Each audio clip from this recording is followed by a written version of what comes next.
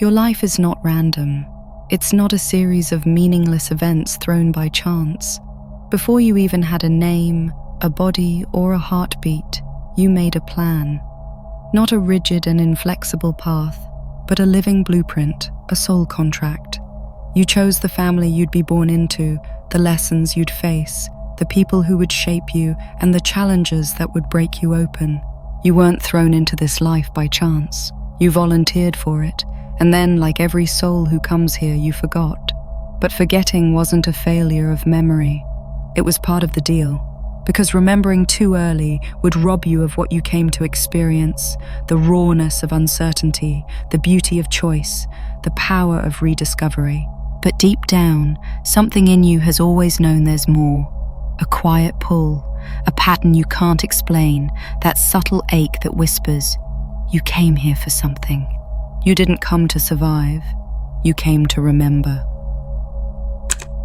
You didn't forget your soul contract by accident, you forgot because you had to.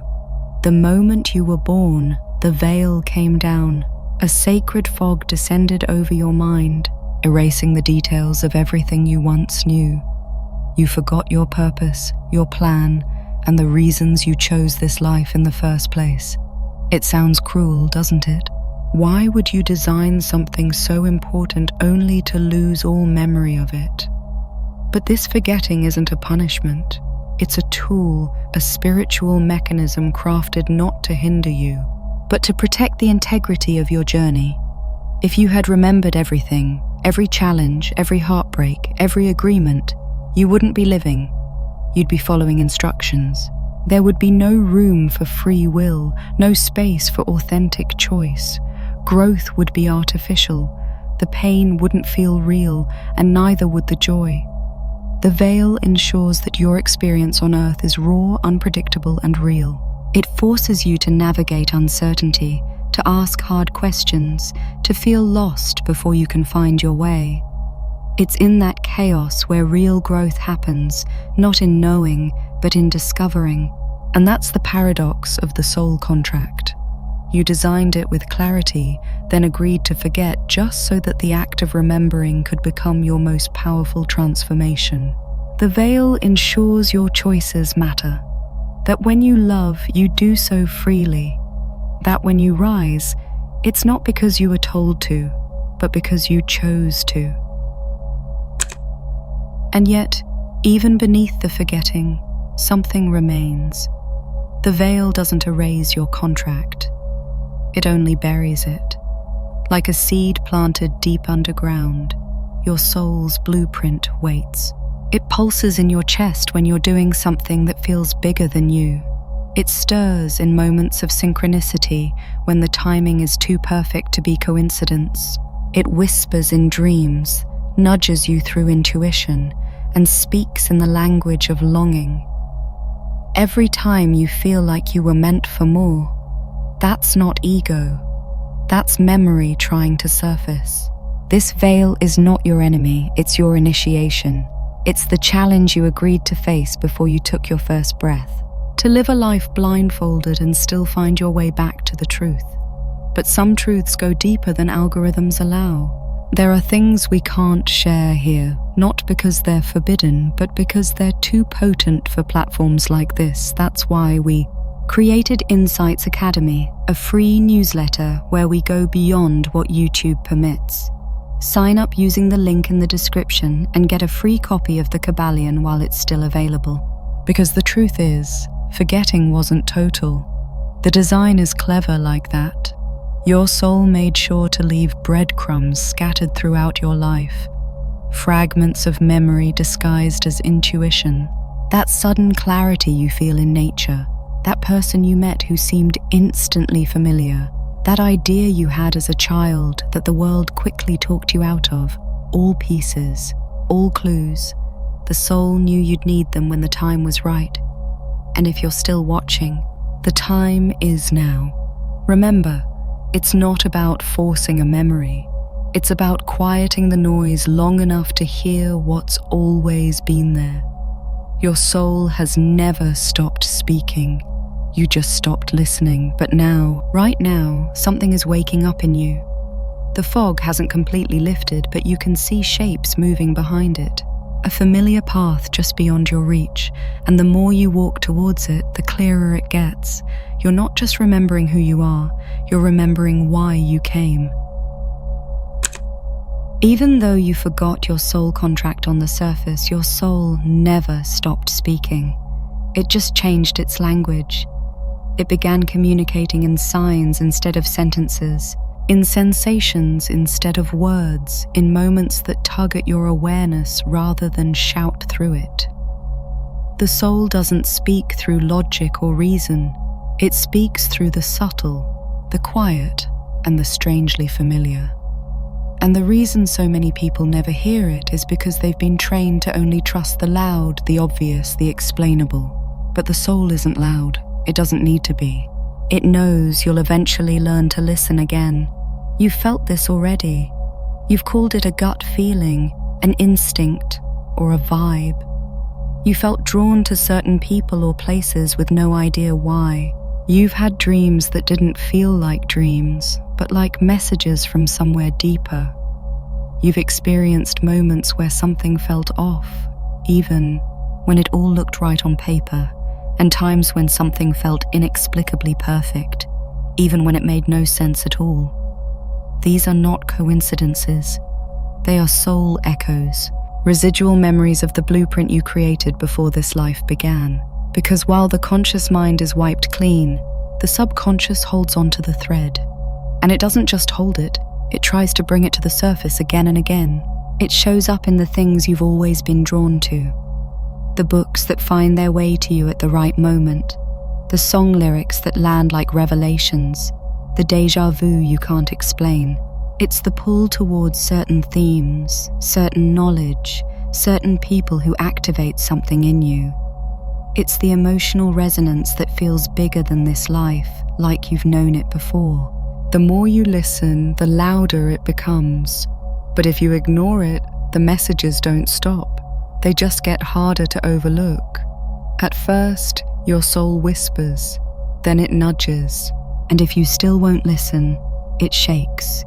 It creates discomfort, anxiety, discontent, not to punish you, but to redirect you. You weren't designed to live off track, so when you are, your soul lets you know. This is why so many people who have it all still feel like something's missing. It's why success without alignment feels empty. It's why you can check every box and still wake up wondering why you feel disconnected. The system told you how to succeed, but your soul came with its own plan. And if the two aren't aligned, nothing will ever feel enough because you didn't come here to follow the map society handed you. You came here to remember the map you wrote yourself. Pay attention to the strange pull you feel towards certain things.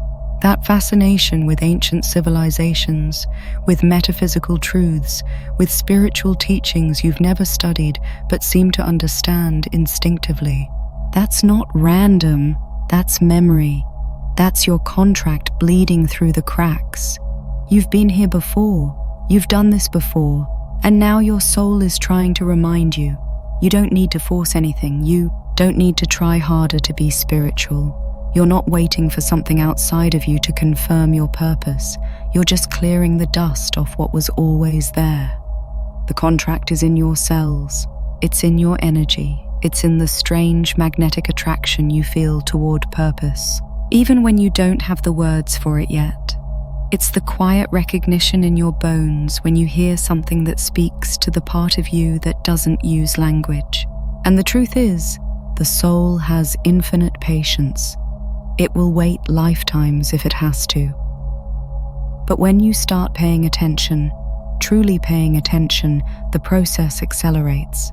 Life begins speaking your language.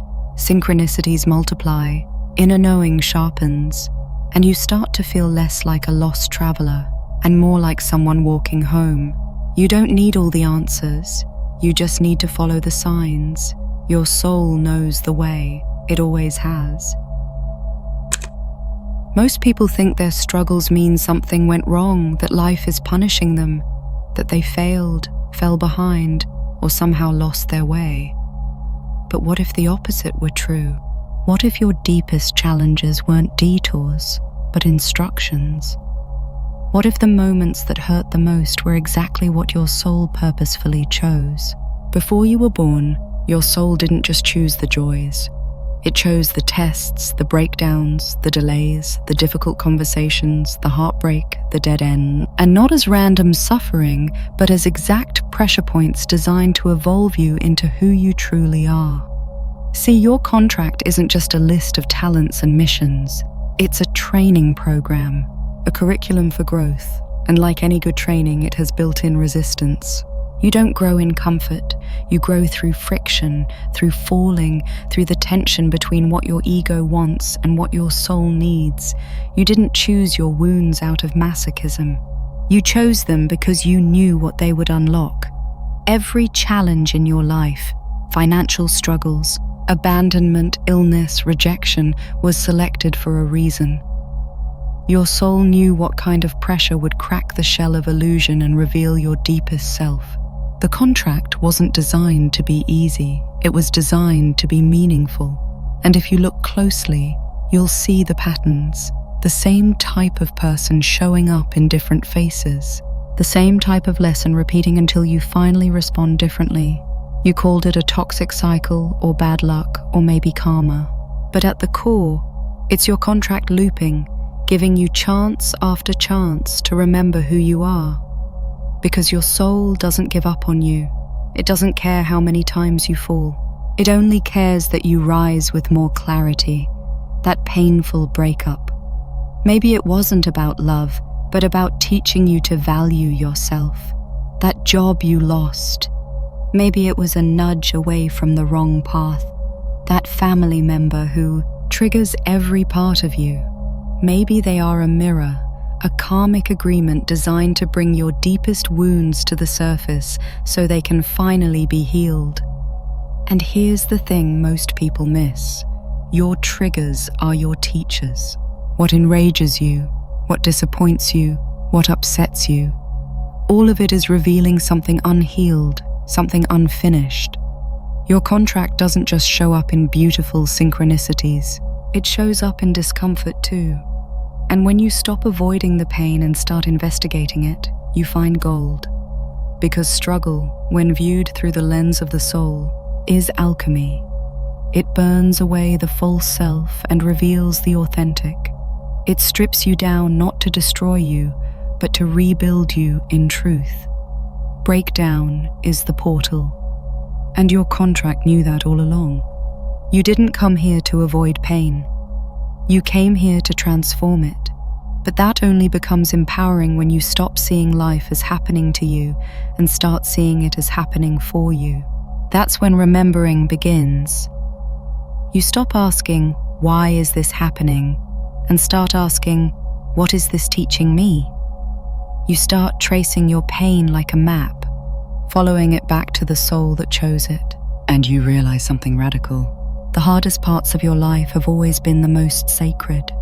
You're not here to be stuck in suffering. You're here to break patterns, close loops, master lessons, and step into the next chapter. But the door always feels like discomfort first. That's the price of evolution. That's the fine print of the soul contract. Growth disguised as difficulty. Transformation wrapped in confusion. Power hidden behind the parts of yourself you've been avoiding. This isn't about glorifying pain. It's about understanding it, honoring it, realizing that within every wound there's a window. And if you have the courage to look through it, you'll see your soul looking back, reminding you that none of this is random. It was always the plan. There's a moment that comes quietly, often after a storm, a strange silence between who you thought you were and who you're starting to remember you might be. You feel it in the disconnection, the restlessness, the uncomfortable truth that the life you've built no longer serves. And this discomfort, it's not failure, it's awakening.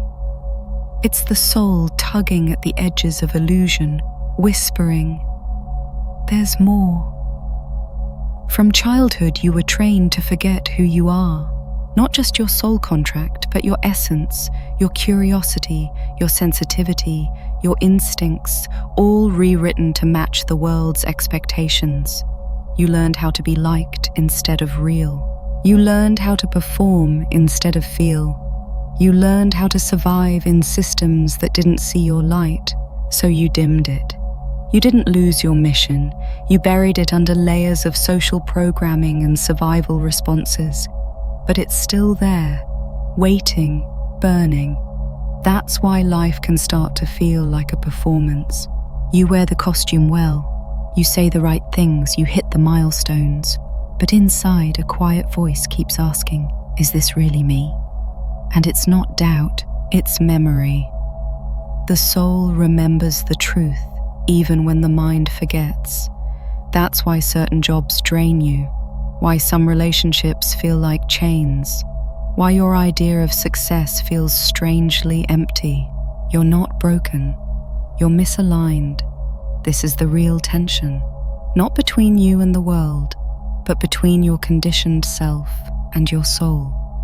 The mask you wear versus the face underneath.